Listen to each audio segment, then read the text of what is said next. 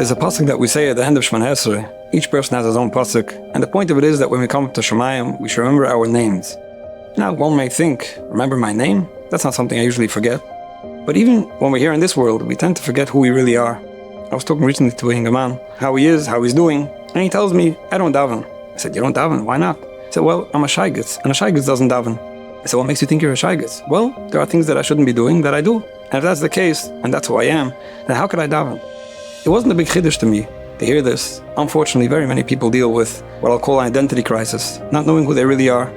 I wrote a book, Get Along with Everyone, explaining people's personalities, giving understanding to interpersonal conflict, helping people resolve difficulties and challenges with other people.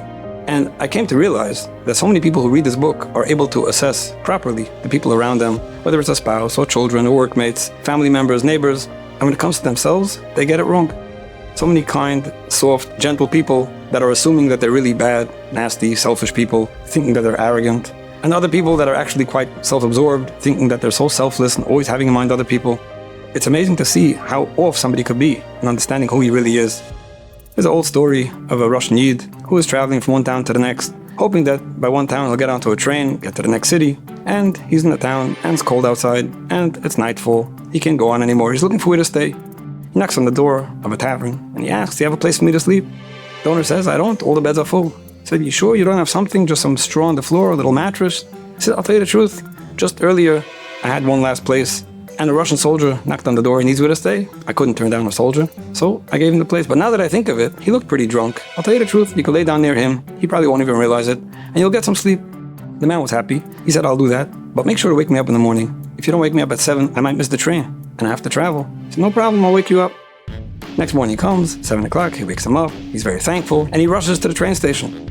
And as he gets up to the train, he sees what he thought was a mirror. It was really a window. And he looks into that mirror and he sees a Russian soldier. And he thinks to himself, oy vayis megit, the guy must have woken up the Russian soldier and not me, and if I rush back to the tavern and wake myself up, I'm gonna miss the train. Sounds like a funny story, but this is what happens to all of us. The Yetzer Hara is so often matzliach to get us to not realize who we really are. We have all these doubts. People have good days and they have bad days. People have the good times, and then they have the times where they fall through and do not such good things. And we're all like that. And it's up to us to decide, how are we going to identify ourselves? Am I a good person who sometimes does bad things, and I better get myself back on track because I want to be who I really am? Or am I really a bad person, so I'm wasting my time? The Yetzer Hara is sometimes even successful in getting people to doubt why they're doing something good. I'm in a good mood. I want to do the right thing. I want to be misgaber and this and so on. But maybe I'm only doing it because someone's watching me. Maybe I'm only doing it because I'm feeling bad about myself and I'm just trying to give myself some chizik. It's not really me. It's amazing how we can fool ourselves. There's the famous words of the Rambam, who says that when somebody is forced to give a get, and he says, Roitzani, it works, you know why? Even though he's being forced, but he really wants to be good. Every Yid wants to be good. Every Yid wants to be good. And we have to remember this at all times. Instead of seeing ourselves as bad people who are trying to struggle to sometimes do the right thing, it's important to remember we're really good. And we will remember that no matter how many times we fall, we get back on track.